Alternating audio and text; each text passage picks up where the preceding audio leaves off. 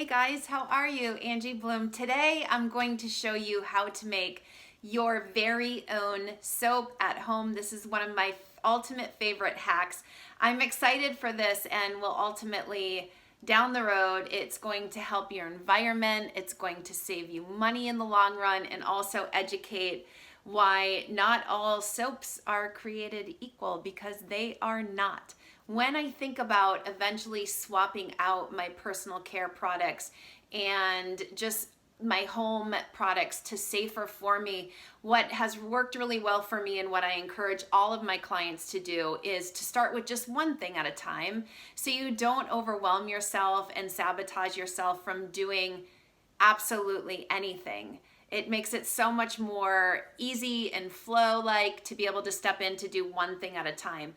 As you may know, or you may not, many liquid soaps labeled antibacterial contain triclosan, an ingredient concern to many environmental, academic, and regulatory groups. You're going to also find that animal studies have shown that triclosan alters the way some hormones do work in the body and also raises potential concerns for the effects of use in humans. So watch for that antibacterial soap. You don't really need it. And research has highlighted that antibacterial soap has, guys, no greater cleaning power than a regular bar of soap or regular safer for you soap and water. Studies are investigating currently the effects of the antibacterial compound triclosan, and this is used in many antibacterial soaps. And this is known as having an adverse effect on the thyroid and also increasing resistance to antibiotics.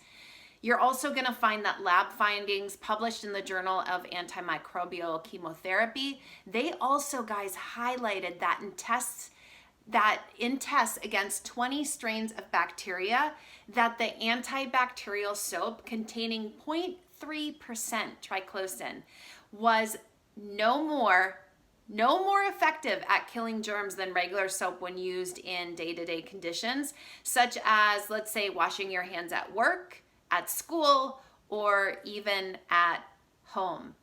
On average, people typically wash their hands, let's say, and we've done a lot of this over the year, for 20 seconds. And it took, listen to this, it took more than 9 hours for the antibacterial compound to have any noticeable effect on the bacteria in a test tube. And it could even take longer to work against the germs on your skin. It's kind of mind-blowing, right? Like when you do the research on it. You guys know I absolutely love Beauty Counter soap, but I also have a favorite of Dr. Bronner soap. It uses basically water and organic coconut oil and other ingredients to effectively clean your hands in a non-toxic way. You can also, which I personally love, pronounce all of the ingredients, which is such a plus. They are also certified fair trade ingredients, which is oh so important in all of their products, which I really truly love and resonate with. In traditional hand soaps, you typically see the ingredients also, so these are traditional non-antibacterial. You see the ingredient sodium lauryl sulfate, which is very drying for your hands. This is crazy when I think about it, because this is also the main ingredient in baby's soap and baby's bubble bath. Companies use this because it's a super cheap ingredient, and so a lot of companies use it to save on the bottom line, but it is not great for our skin or our health. I know it's so easy to get sidetracked with all of the amazing smells and bright colors you might see from the companies to just really draw you in and to purchase. But I encourage you to just take a moment to think about why this is so important to make the safer swap for your health. Your body will thank you.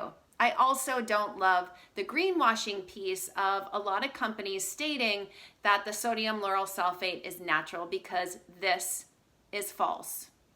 Big false. Dr. Bronner's is great because you want to, I make my own hand soap with this, and what you want to do is you want to dilute it before you dispense it, which saves a lot of money in the long run. Lavender is my ultimate favorite scent. It truly gives me a little smile when I wash my hands because I know that it's safer for me and my family, but also the smell is so good. And you're not smelling a man-made chemical from a lab from this particular hand soap. So what you want to do to create it is you want to mix about 1/4 to 1/3 cups full of the Dr. Bronner's, and then all you have to do is add water. That is it. If at any time it might appear like a little cloudy or separated, just give it a little shake and you are good to go. I will drop the link below here for you to either purchase the hand soap or the dispenser, which I absolutely love to make the soap. Send me your messages if you try it and how much you absolutely love it.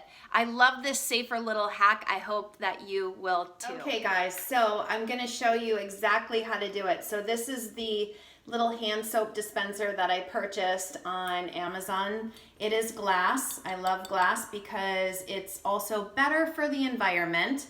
So what I do is I take the Dr. Bronner's. This is my favorite scent, lavender here.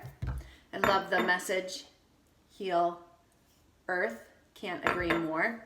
And then what I do is I take about 1/4 to 1/3 cup and I just mix it in. That's about right. Okay, so you can see it here. And now what I'm going to do is I am going to add water. Super, super simple. The smell is absolutely amazing. See, there's a little bit of suds happening.